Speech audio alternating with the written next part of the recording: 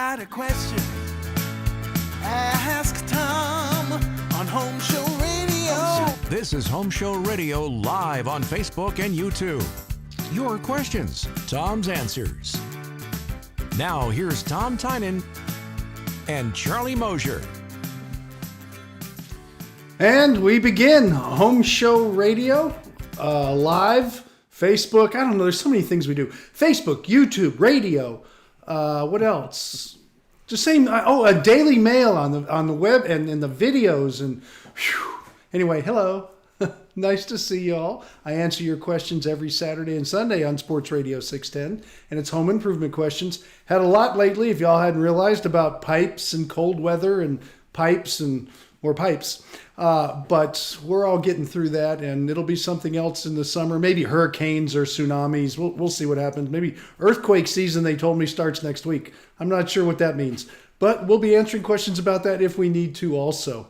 And, of course, I'm here with Mr. Charlie Mosier, and he is going to help me out today after I tell you that you can listen to Danny Milliken 7 to 9 on Saturdays, 9 to 12 right after his show. You can listen to me. And on Sunday, you can listen to Charlie and me from 8 to 8:30, and then 8:30 to 11.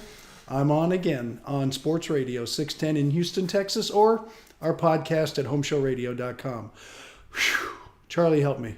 You really made the graphics guy works for a living there for a I saw that going. I was like, whoa, Good. faster. I was feeling like Fox News for a minute. Everything was moving so fast. So anyway, Well, they have producers. Well, what am I, chop liver? But anyway, no. No, you've got like one of those Etch-a-Sketches in front of you. Woo! Yeah. Going along. The only notch down to this would be if I was doing it on an iPad. But no, we're here to help you out. Answer the questions. You send us at homeshowradio.com with the Ask Tom section. We answer some of those here. And of course, we usually welcome your comments. But truth of the matter is, we recorded this show a couple days ago because I'm on the road for the next couple days. And Tom was gracious enough to make time for us to record this so we could still answer some of your questions and take care of you at the appointed time. So let's say we get to it. I'm here. Let's go. I'm listening. First one. I'm good. I go all the way to Richmondville, New York. And Wow. James, he says, I have an 1850s house. It was built without roof vents. It has a hip roof, and the roof boards rest on the top plate. I'm sure this is all making perfect sense to you, Tom. Mm-hmm. What are my options to vent this kind of attic? Back then, they used to, I bet you his whole attic is floored. I had a home in Lake Placid, New York that was built in 1891 or something. So they did a whole different frame technique. And one of the things they would do is they'd have these little weird staircases up to the attic, and it would all be floored. And what he's saying is it's floored across the top 100%. So there's no opening to the soffits. And that's what they did. And then they had these hatches on the gabled ends that you would flip up on the inside and have a little eye hook and just open it up in the summer. And in the winter, people didn't live a lot of those houses up in the winter with summer homes only. So they'd close them all up, and that was it. It was shut down for the winter and they'd be back in the summer, depending where you are. At least with my house, that's the way it was. But you can't do a lot except ventilate it the best you can. And in this case, gable vents and ridge vents is what I probably would recommend, because you're wanting to keep the temperature very cold, and it'll do that. You don't need a lot of air movement. You just don't want the temperature to be warm in there in the winter time. Summertime's not a big deal in that part of the country. Winter time, you don't want the heat to stay in there. So if the heat is escaping, and on an old home like that, it's not going to be super insulated. So you want that attic to be as super cold as it is outside. That way the snow won't melt on the roof. It'll stay on there, and you won't get ice dams, and you won't get buildup from the thawing and the freezing and the thawing of what's on the roof. And that's the way they would handle it. So if it's not there, gable vents, and I'm sure you have some gables, and you can run ridge vents, that's perfectly fine. But forget the soffit vents. You're not going to be able to tear that house all up to put those in, so don't try. Yeah, I heard you say that the other day, and I'd forgotten those bad old days in New Hampshire when you talked about the snow on the roof and how the house that doesn't have the snow on the roof has a problem under the roof. Yes. And as a lot of us know, in the Texas area where we're based, I got a lot of calls from people because we had snow, and that's very rare here. A lot of people never experienced it.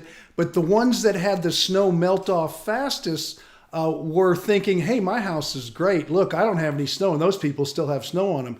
And it's totally opposite. They had it all wrong. And their neighbors were looking, saying, how come my snow didn't melt? The reason it was is because the house was more insulated, so the attic stayed cold, and the snow will eventually melt with the sun on it. But you don't want that thawing and freezing. In Texas, not the big deal, except people are asking the questions. When you have snow on your roof for 6 months, 4 months, 3 months out of the year, and it's thawing underneath and then refreezing at night, it crawls under the shingles and creates an ice dam, and then you get these big humps at the bottom of the roof where it's getting more icy and icy, and that gets to be a big mess. They literally, I know in Lake Placid they would do this with poorly insulated homes.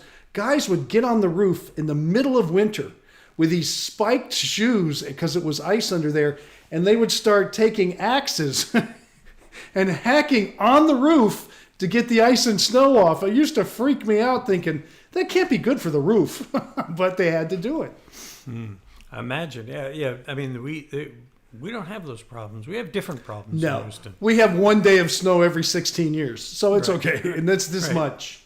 And everyone is prepared. It's like they used to say that, generals prepare for the last war, and right now Texans are preparing for the last freeze. So God knows when we'll get another one, and we just gotta be In careful. 1977, I was living in Coconut Grove, Florida, just outside of the city of Miami. We had snow in Coconut Grove, Florida. Nobody had a coat, period.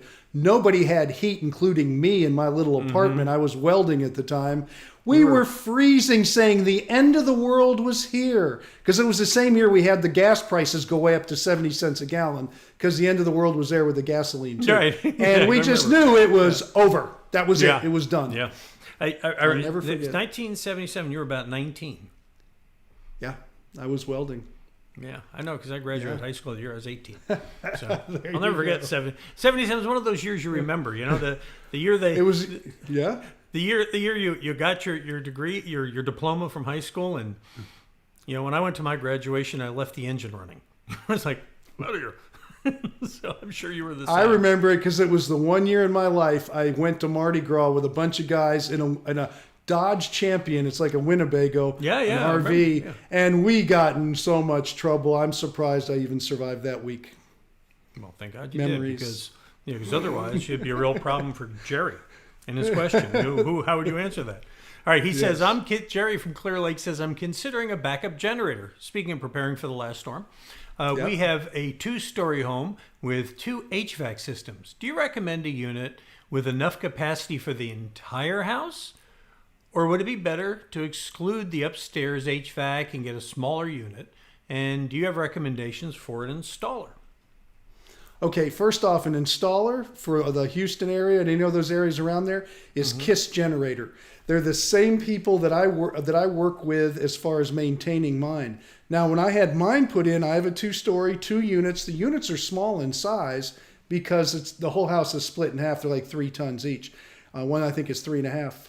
And I have my 1 unit set up to do both, but not running full capacity all the time. Heating, not a big deal if you have to run it during the winter, because all it is a fan motor. I have natural gas heat, so that's going to be a factor. If you have all electric heat, when you sit down, if you call KISS Generators, you sit down with Bert and work with his team, they're going to design it for that. Mine didn't take much during the winter time because it's just gas furnaces. All it takes is a fan, like I mentioned. Air conditioning, what we do is I know better than to let that thing max out. So what I'll do is we'll turn the upstairs on a little bit, run the downstairs because that's where we spend most of our time during the day. And then if we need to, and I don't have kids anymore, we would do opposite. But right now it's downstairs for us. So mainly we use 1 unit, but we do have the capacity to change one to the other without being a problem. You just got to be careful and understand it. But that's where KISS Generators comes in. People say, hey, I want this size. Don't size it. Sit down and ask these questions and let them do a load calculation. And then you do a estimate on what it's going to cost for your ideal situation, and then you can make compromises to get the price down on the size and the install. And most people will, because you can buy a whole power plant if you want. You don't want to do that, because I want people to remember it's an emergency backup generator. It's not the whole ball of wax as far as being a power plant, although it could be, but it's going to cost you. No, I mean, and who would get a generator like that would power everything all the time? I mean, come on. You can. Yeah. I'm not saying you can't. But when people mine. see 20,000, 30,000, I'd like it closer to 20 than 30. You can make compromises, or even 20 to 15. Make a little compromise. There's ways to do it. Right, and they can. My understanding from what Bert said is they can load shed, where like Yes. if you have your washing machine, and when your washing machine runs, the oven won't work, or things like that. Yep. So you can get down into a smaller generator and still have enough power for everything that's essential if you want to go that route. I just had I got mine because it was extenuating circumstances, and I could get it for what I could get a smaller one for. And if you can get You got a meal deal. Nothing wrong with getting a deal. Hey, I like gets deals. deals everywhere. She's always Right. bragging. I saved 20 cents on this coupon. Really? It's one of my it's one of my watchwords. If it's free, it's for me. Yeah, I like it. I'm not going to say no to it, Yeah. but Learned that one from my buddy Bill Moffat. All right.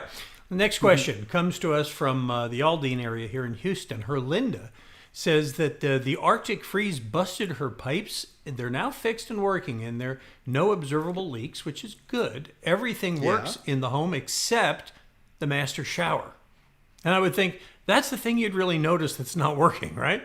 It sputtered and put out a lot of air and water for 20 seconds, then quit, both the hot and the cold. I cleaned out the head, like you talk about, Tom, but still only drips. Any suggestions on what I can do about this? most showers today, and I had our master went out too, it was in the shower head. If it's not in the shower head, most showers today in the last 20, 30 years have a single handle faucet. They do that so you can't scald yourself. There's settings on there, and you don't have to deal with the double handled, and that's why you see those.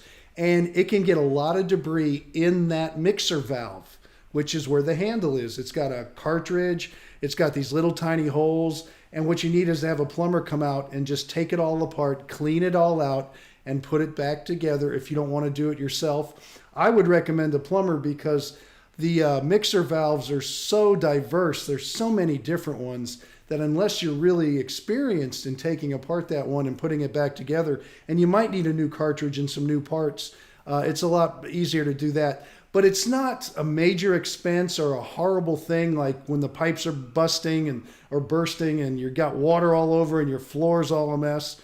It's just something that has to be done. It's really not something people should get anxiety over.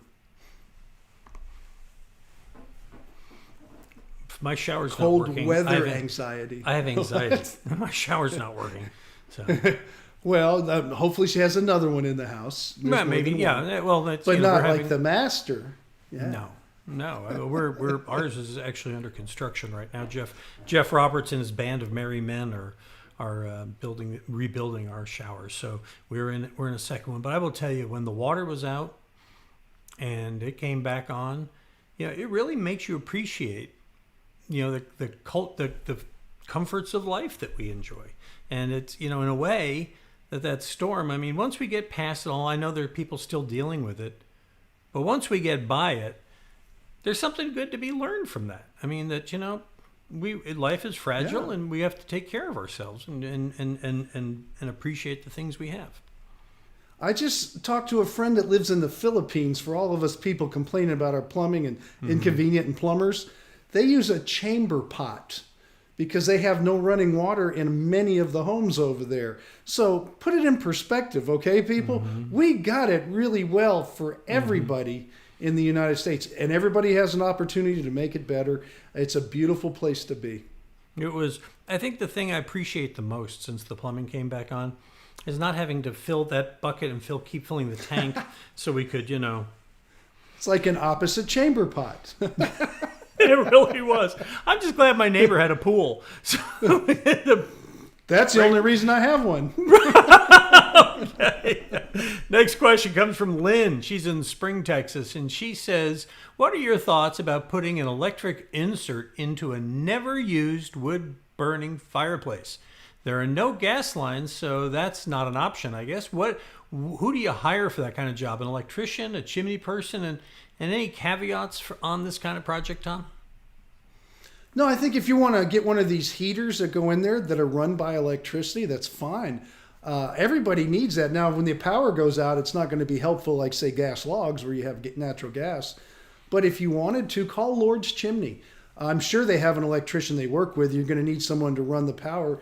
If they'll install it and you need to run the power, call Right Touch Electrical first, let them run the power, and then let Lord's Chimney put in the heating system of your choice. Work with them on that. They're chimney sweeps. Because once you get into the chimney itself, that's when you have a specialist, and it's not an electrician, but they certainly can run the power to it.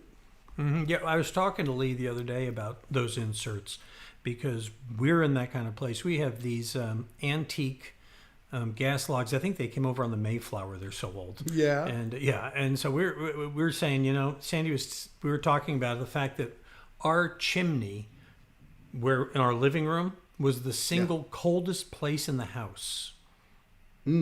Because it was sucking all. And Lee said it's supposed to be because it's pulling the air out. That's what the chimney's supposed to be doing. It's absolutely true. Yes, that's why they're supposed to work. Right. If you don't like that when you build a home, don't put one in. Right. Exactly. It's that simple. Well, it's a hole in the house. We've already planned on it. We're getting pricing and all that. We're gonna call like in May or June when he's sitting there polishing his chimney brushes and have him come over and put one of those inserts in, because he says the nice thing about that insert is that you can dial up the temperature you want. It'll keep the room at that temperature, and it's a great idea. So that's the way we're going with our fireplace, because we don't need. You can even get them with remote control. So you got the TV, the fireplace. Wait, can I get one that can bring operate you from food, and you wear a diaper? You don't even have to move for days. Can I get one that I can operate from my iPhone? You know what? Probably. I'm in. I'm serious. I bet you there is. I'll bet there is. Yeah, and if anybody knows, Lee from Lord's knows that, and you heard Tom mention Right Touch, and I bet Abacus might even be able to run a gas line there if you want to put gas in. Well, actually, that's a great comment, because Lord's will probably run a gas line to a point unless it gets really difficult. But people don't realize we're always worried about these water pipes. Plumbers run gas lines. That's part of what they are licensed to do. So just keep that in mind if you ever need a gas line running into something like this, for sure. Mm-hmm. And if you're in the Houston area, the place to find those people is at homeshowradio.com over there. On the homepage, we have all of the pros listed right there. And if you don't know which pro, click on Find a Pro, and we sort them by category so you can find the person you need that way. Make another thing that we do at homeshowradio.com. I say we. It's Zach. Okay. He asked me, It's part of we. That's a team. Yeah. We have something. We have something set up on our website that does something automatically that I set up a long time ago. And he asked, "How does that work?" I said, "I don't remember. Go figure it out." Like, hey, I'm trying to get my phone screener to work. So what are you going to do? Did you work that out this weekend? No, I got to call Chad tomorrow, but that's not for here or there, but I will be on it. Mm-hmm. Well, just in case you're wondering what Tom's talking about, when he does the show from his house or from Brownsville, wherever he happens to be, it's Saturday morning, wherever he wakes up that day, that's where he's doing the show. Pretty much. But he has a little computer that enables him to see the calls that we're lining up as you're calling in. And so they see each other, and his isn't working. And part of the reason for that is that I think it runs on like Windows 7 or something. I mean, it's an old it's piece of it's software. old. Oh, it's old. They don't it's make got, it anymore. Yeah, there's graffiti on the package that says Bill Gates blows. It's old. And that's only because that somebody here at the office will not agree to upgrade the phones to the digital. And so, not me. I have nothing to do with it. I'll just say this about that. My daddy said, "It's not what you make; it's what you keep." It works fun. When it works, it's great. Yeah. Isn't that true of so many things? Yes. Okay, last question for us today. This comes from Fernando in Porter. He says, we're replacing a door frame and the new door isn't pre-hung, and we need to attach the hinges to the door and the door frame. How do we recommend you do this, Tom? I mean, the pre-hung ones almost spoil us when you put those in. But what's the more manual way of doing that? You measure from the top down. You leave a gap, an 1/8 inch all the way around. This is going to be really hard for me to answer this on this format or a radio format. But here's what I want you to remember. Always start from the top down, never the bottom up. Okay? Do that, and always take into consideration the gap, because you need at 1/8 of an inch at the top. This is not a submarine door. You want it to open and close and expand and contract a little bit. And so what I like to do is put the door in place and mark it from the top down. If you're going to do it with a tape measure, take your measurements very carefully. Just do the top and then go ahead and prep for the hinge to go in so it's flush. But the top down is the best advice I can give anybody. And don't forget the 1/8 of an inch on the top and the two sides. That should come natural. It's the top you got to watch out for. And we can do a video on how to with something like that, Charlie. I think that's a great idea. I use and just 1, 2, 3, 4, 5. And you know, Fernando, the way I do that is I use this. Rudy's Quality Painting. He'll hang the door for you. I call Rudy, and if in case you're wondering where to find Rudy, go here to homeshowradio.com. He's hidden right here on the homepage. You scroll down, there's his name right there. All right. So yes. Yeah, that's the name of that program. So your program, of course, is Home Show Radio. Tom will be back this Saturday taking your calls on the radio. Yes, I will, and I look forward to it this weekend on Home Show Radio, 9 to noon on Saturday and 8 to 11 on Sunday. Preceded on Saturdays by Danny Milliken and the Home Show Garden Pros. That's where you'll find them. If you'd like to get your questions on here, go ahead and visit homeshowradio.com. Click on that blue Ask Tom button. It takes you to this page, and that is where you can either use our little form to send your question in, or you can send a video or pictures. When we're done doing this, we're going to record the next 7 of these for the next week, and we got a bunch of pictures this week. Appreciate you sending those in, but send them in. We answer them in a video. We post a new one. Tom answers a question every day, and it's posted fresh to homeshowradio.com, our Facebook page, and of course our YouTube channel, where there is a cornucopia of know-how collated for your perusal on just about every topic you can imagine. I got nothing more to add. Okay. Well, then too many big words. Yes. Well, I will add. Then I will simply say that we will see you again next Thursday, 4:00 for Ask Tom Live, right here on YouTube and Facebook. Got a question? Ask Tom on Home Show Radio. Home Show Radio. Free advice from a pro who knows. Home Show